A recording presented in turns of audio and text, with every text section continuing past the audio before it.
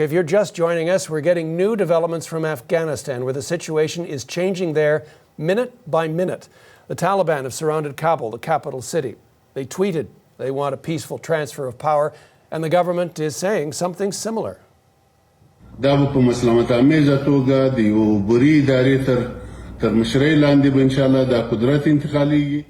that's the country's interior minister. He says the handover of the capital city will be peaceful, and he told residents not to worry. He made the announcement shortly after the Taliban took control of Jalalabad. Now this is unverified video tweeted by Taliban spokespersons from that key city. It was reportedly shot right after they took control without a fight. In the last hour, the Taliban tweeted, quote, "We will create, quote, an inclusive government." For more, we spoke to freelance journalist Mohammed Hadiz Pardiz in Kabul. Now, he says that the talks are reportedly going on right now between Afghan government and the Taliban about the possible surrender of Kabul. It's very much clear that the both sides, the Taliban and as well as the government, they already declared that there will be no fighting in Kabul city. And that is actually the big news for the Afghan people.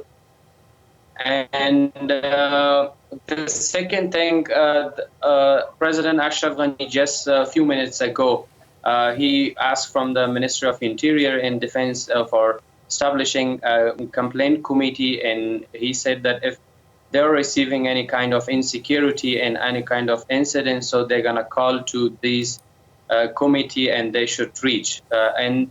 The latest update is that currently there is negotiation is going on between Taliban and the government to how to surrender the Kabul city, and both sides said until the deal they're gonna wait, and the Taliban will not enter to the city by force, by military, yes.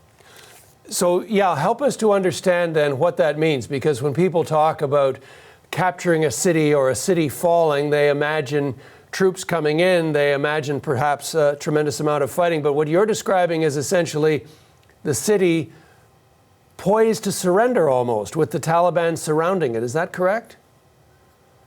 True, you're right.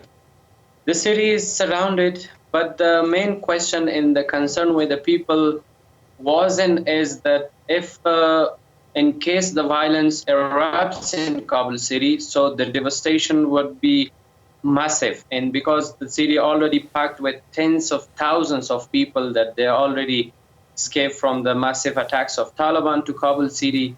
And at least what I'm saying that the city will be surrendered to the Taliban, but without fighting. There would be kind of deal, and at the timing as I'm speaking to you, we are not very much know about the detail of the deal, but there would be deal indeed. And so that is why we are saying that, the Taliban keeps saying their fighters already in the gates of Kabul, but they will not enter to the Kabul city until the deal is finalized. So essentially the city would, quote unquote, fall to them, but not in the way that maybe we traditionally think of a city falling to an overtaking force like that. Yeah, true. We have been also got confirmation that some of the Taliban, some of the people, they were just posting the Taliban already in some parts of Kabul. But literally, officially, when the Taliban, they're already a few hours ago, they said that till the deal is not finalized, there is no permission for the fighters to enter to the city, because there would be chaos and for preventing the chaos and the chaotic situation, that should be, there should be deal, and after deal, they're gonna hand over, and that is, also the basic question and asking of the residents of the city as well. I appreciate your patience on this with us, Mohammed, in understanding the subtlety of the situation there, and as we try to come to grips with what the reality is that is unfolding there.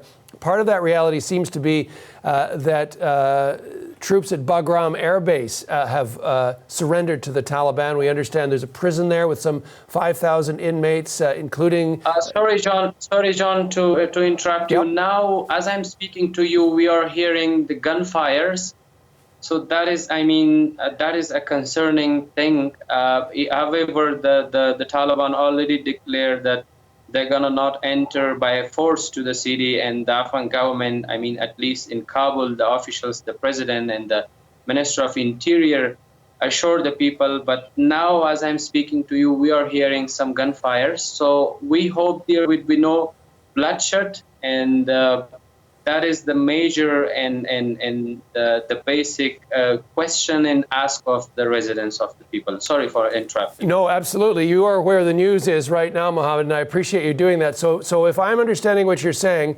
initially, Taliban surrounding the city, negotiations underway for some kind of transfer of power. Can I ask you to describe where you are in the city, relation to one of the gates, or are you getting messages that there is gunfire, or are you able to hear gunfire?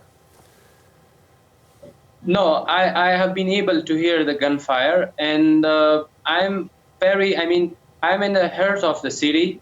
And if I best describe you the whole situation on my way to home, so I saw the people, they were panicked and they were worried, and everyone trying to rush to their homes. And they were, at the time, the city is quiet, and the streets are quiet, and there is no rush. So, but still, I mean, the people just, they are waiting. So what is coming up, and what would be kind of the deal that they are talking about, and they're hoping for there would be no bloodshed, as they are mentioning. So at the time, that is the current situation. Okay, but you say you're hearing gunfire. Could this be related to? Yeah. Go ahead, Mohammed. Yeah, that is. The gunfire. I mean, now the main concern. No one can confirm that the gunfire, which is related. I mean, whenever there is, the government already described that they are responsible for the security of the city, and but at least some would be kind of thinking that if there is, in case, God forbidding, chaos and the Taliban trying to enter by force, there would be other elements trying to get the benefit from the situation. So that is the at the time being, it would be kind of difficult that. But luckily, the gunfires, that was not very much. I mean, now it's quiet. That was freelance journalist Mohammed Hadiz Pardiz speaking to us from Kabul. Well, many countries are now working to help save their own citizens and helping them to leave Afghanistan. Thousands more are seeking refuge in nearby Pakistan. So we reached out to freelance reporter Rebecca Collard in Beirut. I think what we're really seeing both on the ground, or I should say in the air in Kabul, but also politically, is a scramble by the international community. The U.S., the U.K., other Western states that still have diplomats and nationals in Kabul are scrabbling to get them out. We've been seeing these helicopters going between to the U.S. embassy all day, trying to take out the last of U.S. diplomats from the country. And I think why we're seeing that, John, is simply because this was not expected to happen so quickly. You know, analysts have all said that they didn't think that the Afghan National Army would be able to hold out against the Taliban. But I think nobody expected that we would be seeing the fall of Kabul this quickly. And because of that, we're seeing this scramble both in Kabul and also internationally. We're hearing that opposition MPs in the UK are calling for the UK Parliament to go back in session and try to, because of the crisis in Afghanistan. So I think because of that, we're really seeing a scramble from the international community. And from the US, what we're hearing is that this doesn't change anything. US President Joe Biden has said that he wants all of the US troops out by the deadline a couple of weeks from now in September. And it seems so far the U.S. is sticking to that commitment, John. Yeah, there seems to be an understanding that if their embassy staff are allowed to be safe, that they won't reverse that position to withdraw.